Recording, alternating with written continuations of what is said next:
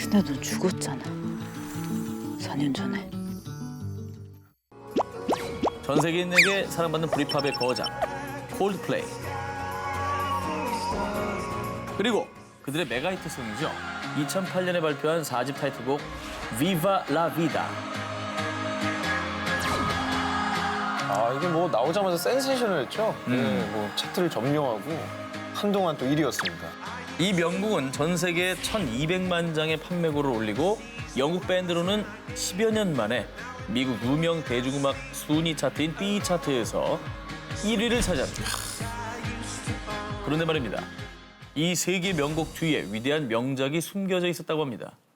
Viva la Vida를 만든 첫 번째 명작. 잘 봐야 됩니다. 쭉쭉 보세요. 수박 조각에 Viva la Vida라고 새겨진 그렇게 보입니까? 오, 좀 밑에 있네요.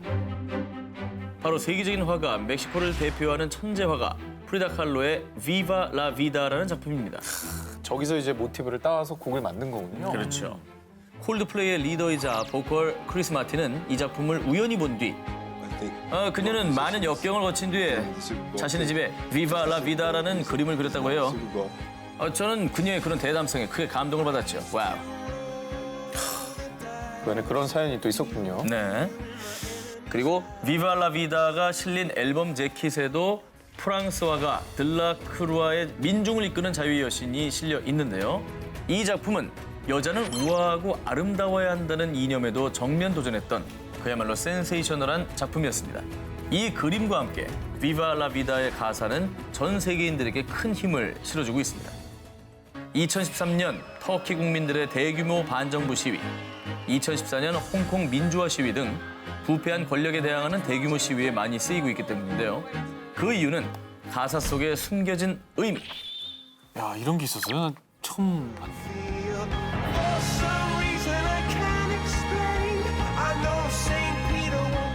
후렴구를 들어보면 Saint Peter won't call my name. 성 베드로가 내 이름을 부르지 않을 거야 라는 가사가 인상 깊은데 카톨릭에서는 성 베드로가 천국의 문지기로 상징된다고 합니다. 그래서 민중의 뜻을 거스르는 몰락한 왕, 권력은 천국에 가지 못한다라는 해석이 숨겨져 있다고 합니다. 아, 그래요. 철학적이네요. 민중을 이끄는 자유의 여신 앨범 재킷하고 가사가 아주 절묘한데 네. 가슴 뜨거운 그런 메시지가 좀 숨어 있었네요. 저. 저런 의미는 줄 몰랐죠. 전혀 몰랐어요. 네. 권력에 저항하라. 부패한 권력은 벌을 받게 돼 있다. 천국 못 간다.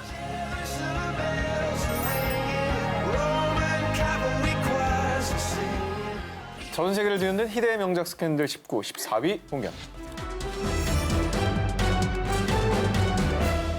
세계에서 가장 많이 팔린 게임. 기네스북 인증, 공식, 또 비공식적으로 가장 많은 아류작이 나온 게임. 이 어마어마한 기록을 가진 게임의 정체는요. 뭐지? 게임계 추억의 명작이자 전설이라고 불리는 테트리비. 다들 인정하시죠? 저거 안 아, 하는 이게 갑자기 노래가 막 귀에서 막 들리는 것 같네요. 짠짠짜라짜라 짠짠짜라짜라 짠짠짜라짜라 짠짠짜라짜라 승질난데. 이 전설의 시작 테트리비 게임은요 1984년 구소련의 과학 아카데미 소속 프로그래머 알렉세이 파지트노프에 의해 탄생됐는데요. 이 게임은 20세기 가장 히트한 게임 중 하나로 자리매김하면서 전 세계인들을 그 매력에 흠뻑 빠지도록 만들었습니다. 자, 그런데 이 게임의 멈출 수 없는 중독성 때문이었을까요? 테트리비가 개발된 지 3년 만에 미국에서 이 게임을 둘러싸고 기묘한 소문이 퍼지기 시작했습니다. 소련이 미국을 잠식시키려고 퍼뜨린 거래. 일부러 중독성 있는 게임을 만들어 이 게임에 해킹 툴을 심은 뒤 퍼뜨렸고요. 전산망을 교란시켜 미국의 군사 정보를 빼낸다는 것이었죠. 저런 낭설이 있었어요. 그때. 전 중학생이었던 것 같은데 저런 낭설들이 실제로 돌았어요. 그럴싸한데요, 근데? 그래고 그때는 워낙 냉전 시대였으니까. 맞아. 네. 자, 그런데 이쯤에서 궁금한 게 있죠. 자, 원 제작자 파지노프. 대체 이 게임으로 얼마나 많은 돈을 벌어들였을까? 파지노프는 테트리비를 개발한 뒤 무려 10년 동안 단 한 푼도 받지 못했다고 합니다. 너무한 거 아니냐? 당시엔 저작권이라는 개념이 거의 없었기 때문에 테트리비는 무료 게임이지 라고 생각할 만큼 무분별한 복제가 이루어졌고요. 게다가 그는 또 소련의 기관에 소속돼 있는 몸이었기 때문에 소련 정부가 실질적인 저작권을 가지고 있었다고 합니다. 아유, 자, 그래서 1991년 소련이 붕괴하면서 그때 처음으로 로열티를 받을 수 있었다. 그 전이었으면 진짜 난리 났을 텐데. 요즘이었으면 뭐 거의 뭐 게임 회사를 몇 개를 만들었겠지. 자, 어찌됐든 게임 하나로 세계를 대통합한 게임계의 영원한 레전드 테트리피. 오늘 이 명작 게임으로 추억에 빠지면서 밤 좀 지새워 보시죠. 전 세계를 뒤흔든 희대 명작 스캔들 19, 13위를 공개합니다. 피와 땀이 서린 순수 명작. 제가 지금 소개해드릴 작품 영원히 간직할 순 없지만 수십, 수백에서 무려 수천까지 호가하는 명작입니다. 영원하지 않은데 왜 이렇게 비싸요? 계속 갖고 있는 것도 아닌데. 자, 이 명작들은 자연이 낳은 명작 오브 명작, 바로 농산물입니다. 먹는 거네.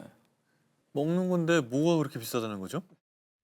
놀랍게도 우리나라 광주시 무등산에서 나는 수박과 일본 멜론의 가격 저 가격이에요? 수백, 수천! 59만 8천 원? 하나가? 사실 집안 마트에만 가도 흔하게 볼 수 있는 과일인데 이 엄청난 가격이 매겨진 이유. 정말 명작, 자연이 낳은 걸작 그 자체이기 때문입니다. 꿀맛인가? 자, 조선시대 때부터 임금께 올리던 진상품 무등산 수박은요, 우리나라 순재래종 수박인데요. 무등산 중턱에 안개와 이슬을 먹으면 낙엽이 질 좋은 퇴비가 되어서요. 비옥한 토질 속에 재배되기 때문에 다른 지역의 수박에 비해서 당도도 2배 이상, 거기에 항산화 물질인 라이코펜과 또 혈액순환에 좋은 아미노산인 시트룰린이 일반 수박보다 무려 20% 더 많이 함유돼 있어서요. 암과 노화를 억제하는 데 효과가 있는 보약 그 자체라고 합니다. 자, 그리고 다음 자연 명작은 일본 홋카이도 유바리시에서 재배되는 주황빛깔의 유바리삐 멜론입니다. 유바리시의 다이아몬드로 불리는 명작인데요. 놀라지 마십시오. 올해 삿포로 중앙 도매 시장에서 열린 경매에서 이 멜론이 2개들이 한 상자에 얼마? 3,200만 원에 거래됐습니다. 에이, 말도 안 돼. 3,200만 원? 이 하나. 그럼 한 통에 1,600만 원이야? 그렇습니다. 에이. 개당 1,600만 원짜리 초고가의 과일로 화제가 되었습니다. 아니 근데 사진이 되게 맛있어 보이긴 하는데. 자, 이 명작, 아니 멜론의 탄생 배경. 1959년 유바리시의 농부들은 가장 단맛이 뛰어난 아루스 종과 또 칸탈루프 종 교배에 성공했고요. 그렇게 온 정성을 쏟아서 탄생한 멜론이 바로 이 유바리삐 멜론이죠. 자, 그래서 놀라운 게 이 멜론 종자는 농협 금고에 보관되어 있을 정도로 일본 최고 품질의 멜론으로 인정받고 있다고 하네요. 자, 농부들의 땀과 노력 그리고 자연의 위대함이 낳은 세계의 모든 농산물 그 자체로 자연이 준 작품이 아닐까 싶습니다. 전 세계를 뒤흔든 희대 명작 스캔들 19, 12위 공개합니다. 겸손에 숨겨져 온 명작 가전. 2012년 남아공 데니스빌 지역을 덮친 토네이도의 집 밖으로 날아간 양문형 냉장고가 전기 코드를 다시 꼽으니 놀랍게도 정상 작동. 어디 거야? 이 믿기지 않은 세상 튼튼한 명작 가전을 만든 곳은 국내 가전 양대 산맥 중의 하나인 L전자회사입니다. 뿌듯하다. 자, 그런데 재미있는 사실은요. 지구촌 뉴스에 보도될 법한 이 놀라운 소식이 널리 퍼진 건 이 회사의 홍보팀이 아닌 네티즌들 때문이라고 합니다. 이 회사의 특징이에요, 이게. 홍보를 네티즌이 해요. 네티즌이 해. 아유. 되게 좋은 포인트인데 말을 안 해요. 되게 이 회사. 무심한 듯 시크한 스타일이에요. 네. 그래서 실제로 이 회사에서 회사 상품의 어필 포인트를 축소하거나 숨기기까지 해서 대래 고객들에게 들킨 경우가 많았다고 하는데요. 한 예로 이 회사 출시한 신제품 노트북의 중량을 980g이라고 홍보를 했습니다. 그런데 한 고객이 실제 중량을 저울에 달아봤는데 에? 이게 무슨 일이었죠? 왜요? 중량이 무려 963g. 그러니까 홍보한 것보다 무려 17g이라 덜 나갔던 겁니다. 너무 가벼우면 싫어할까 그랬나? 이 소문이 퍼지자 한 언론사 기자가 회사 담당자에게 직접 물어봤습니다. 왜 실제보다 더 높은 중량으로 광고를 하느냐 말이죠. 뭐래요? 자, 그랬더니 돌아온 답변. 아닙니다. 저희는 도색 후에 오차 10g, 또 저울 오차 5g을 감안해 스펙을 표기한 겁니다. 아우 정말 양심적이다. 네, 굉장히 양심적으로 매긴 거예요. 이 선비다 숫자를. 선비. 자, 이뿐만이 아닙니다. 모 커뮤니티에서 한 주부가 글을 올렸는데 아파트 9층에서 이불 털다가 L전자 스마트폰이 보도블록으로 떨어졌는데 이게 멀쩡해요. 진짜요? 그래서 네티즌들이 추적을 거듭해서 기업 홈페이지에 있는 자료로 이 스마트폰의 스펙을 확인해봤습니다. 자, 그런데 놀랍게도 미국 국방부로부터 군사 표준 규격을 획득한 제품이었다고 합니다. 너무 고사형인 거 아닌가요? 자, 이후에 이 회사의 휴대전화의 능력치가 알려지면서요. 일명 밀 스펙폰, 밀리터리 스펙을 가진 폰이다라며 네티즌들이 나서서 스스로 회사가 아니라 여기저기 자발적으로 홍보를 해줬다고 합니다. 이 회사만의 원칙을 바탕으로 한 의도하지 않은 겸손 마케팅을 두고요. SNS에 L회사 마케팅 대신해드립니다라는 계정까지 만들기도 했다고 합니다. 전 세계를 뒤흔든 희대의 명작 스캔들 19, 11위 공개합니다. 방관이 만든 명작의 비밀. 이탈리아 로마에 있는 보르게세 미술관은요. 티치아노 베칠리오의 작품 신성한 사랑과 세속적 사랑 등 수많은 명작을 보유하고 있어 로마의 자존심이라 불리는 곳인데요. 2014년 9월 어느 날 이 보르게세 미술관에서 들려온 한 여자의 비명소리. 말도 안 돼. 이게 어떤 작품인데? 이건 뭔데요? 뭐 도난당했어요? 설마? 훼손됐나? 훼손? 자, 한 여인이 이렇게 통곡하게 된 사연은 이렇습니다. 약 6달 전인 2014년 3월경. 자, 보르게세 미술관의 냉방 시스템은 오래전부터 무척 노후된 상태였습니다. 아유. 그래서 작품 보존에 영향을 미칠 갤러리 내 온도와 습도 조절이 거의 이루어지지 않았던 상황이었던 거죠. 이에 미술관 관장 안나 콜리바는 상사에 끊임없이 지원 요청을 했던 건데요. 하지만 결국 그해 여름 35도가 넘는 폭염 속에 보르게세 미술관의 에어컨은 고장이 났고 설상가상 미술관을 방문한 수천 명의 관광객들로 인해 온도와 습도가 한없이 올라간 상황. 어떻게. 때문에 십자가에서 내려진 예수 그림은 나무판 양쪽 끝이 심하게 뒤틀렸고 그 위에 있는 그림은 물감이 녹아내린 채 그대로 굳어버리고 돌아버리겠다 정말. 십자가에서 내려지는 저 예수라는 작품은 레오나르도 다빈치, 미켈란젤로 부오나로티와 함께 이탈리아 르네상스를 대표하는 3대 거장화가 산치오 라파엘로의 1507년경 작품으로 인물들의 슬픔, 감정과 함께 숭고함까지 표현한 그야말로 완전함의 경지 그 자체로 평가받아 왔습니다. 참고로 이 작품의 가치는 정확하게 밝혀지진 않았지만 상상을 초월하겠죠. 로마의 문화유산은 이탈리아의 것만이 아닙니다. 시대에 다시 없을 문화유산을 더욱더 소중하고 또 가치 있게 보존할 수 있기를 바랍니다. 전 세계를 뒤흔든 희대의 명작 스캔들 19, 10위 공개합니다.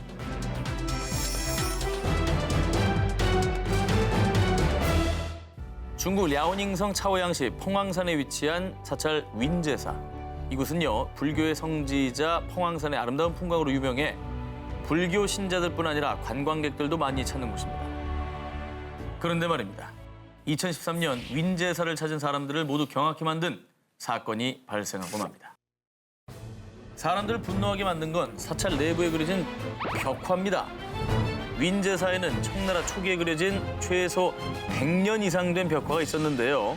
그러나 세월이 흐르면서 벽화의 색이 바래지고 부분 물감색도 벗겨지기 시작했습니다. 저렇게 된 거죠. 세월이 흐르면 어쩔 수 없죠. 어쩔 수 없죠. 예. 저 자체로 의미가 있는 거잖아요. 근데 뭐 복원도 저걸- 되게 정교하게 해야죠. 저걸 잘 보호할 수 있을 텐데. 그런데 이때 심하게 손상된 사찰 벽화를 지켜보던 윈제사 측에선 복원 작업을 결정했습니다. 윈제사의 사찰 관리 책임자는 절차대로 차오양시 지역 문화유산 부서의 허가를 받은 뒤 모 업체에 벽화 복원을 맡겼습니다. 이때 소요된 비용이 무려 100만 위엔, 약 1억 6천만 원 선이었습니다. 자, 그리고 얼마 뒤 드디어 벽화 복원이 됐습니다. 오 마이 갓!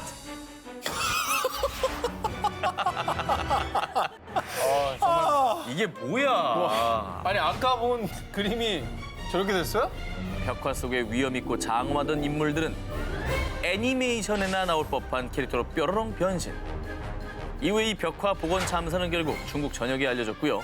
중국 매체에서는 이 복원을 두고 이 벽화는 더 이상 불화가 아니다 라며 복원의 참상을 보도했습니다. 결국 차오양 씨는 벽화 복원에 대한 조사에 나섰는데요. 조사 결과 복원 작업을 진행한 업체는 문화재 복원의 복자도 모르는 비전문 업체였다고 합니다. 근데 어떻게 이게 선정이 됐어요? 미자격 업체를 선정한 윈제사의 사찰 관리 책임자는 자신의 잘못을 인정했고요. 윈제사 벽화 복원을 날림으로 승인하고 점검하지 않은 지역 문화유산 담당자와 함께 두 사람은 해임됐다고 합니다. 자, 다음 특종 이어서 소개합니다. 스페인 사라고사주의 보르하 마을. 한적하고 평화롭기만 하던 이 작은 마을이 순식간에 수많은 인파로 북적이기 시작을 합니다. 원숭이 그림 영접하러 왔습니다. 뭔데 그래요? 전 세계인들이 보르아 마을로 몰려든 사연. 2012년 8월로 거슬러 올라갑니다. 보르아 마을에 위치한 미제리코르디아 성당에는요. 벽 한켠에 에케 호모 프레스코 화가 그려져 있었습니다. 저 명작이지. 저 명작입니다. 아니 지금 이렇게 화면으로만 봐도 너무 멋있는데? 그런데 안타깝게도 세월 속에 관리가 허술해지고 방치되면서 성당 벽에 생긴 습기가 벽화를 훼손. 색이 바래지고 곳곳에 허연 벽면이 드러나고 맙니다. 저렇게 된 거예요. 그런데 이때 이 훼손돼가는 예수 초상화를 안타깝게 여긴 한 사람. 성당의 자원봉사자이자 아마추어 화가였던 81살의 세실리아 히메네스. 지나치게 투철한 봉사정신을 발휘한 그녀는 양팔을 걷어 올리고 붓을 잡았습니다.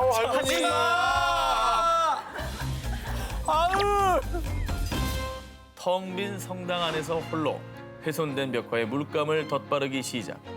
장장 24시간 끝에 결국 작업은 마쳐졌습니다. 24시간 만에 끝냈어요? 나는 저 결과가 24시간 만에 나왔던 게 더 충격이네요.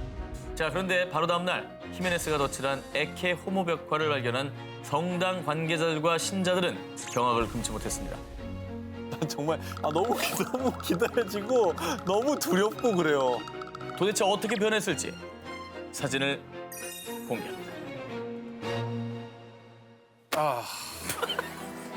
아니 저게 아니 이런 그림이 그리고 싶으면 도화지에 따로 그리세요. 단단히 화가 난 후손들은 히메네스를 상대로 소송을 하겠다고 했습니다. 그리고 곧 전 세계 매체를 통해 역사상 최악의 복원, 망친 복원 작업이라는 뉴스로 보도. 우스꽝스럽게 변한 벽화를 본 네티즌들은 이 사람을 보라 라는 뜻의 에케 호모를 에케 모노, 이 원숭이를 보라라고 바꿔 부르며 조롱을 했습니다. 자, 그런데 말입니다. 전 세계를 발칵 뒤집은 이 복원 대참사는 전 세계인의 호기심을 대자극. 매년 6천 명에 불과했던 보르아 마을의 관광객이 5만 7천 명 이상으로 훌쩍. 무려 10배가 넘는 관광객들이 찾으며 관광 명소로 등극을 했고요. 히메네스 할머니의 순수한 의도를 이해한 네티즌들은 각종 패러디를 무한 생성. 레오나르도 다빈치의 모나리자, 최후의 만찬, 명작을 이용한 무수한 패러디가 양산됐습니다. 심지어는 이 그림을 와인병 레이블에 사용할 권리를 두고 근처 포도 농장들끼리 다투기까지 했을 정도라고 합니다. 이 최악의 복원 참사는 히메네스 할머니의 순수한 의도로 해피엔딩을 맞긴 했지만요. 여러분은 절대 따라하시면 안 됩니다. 아시겠죠?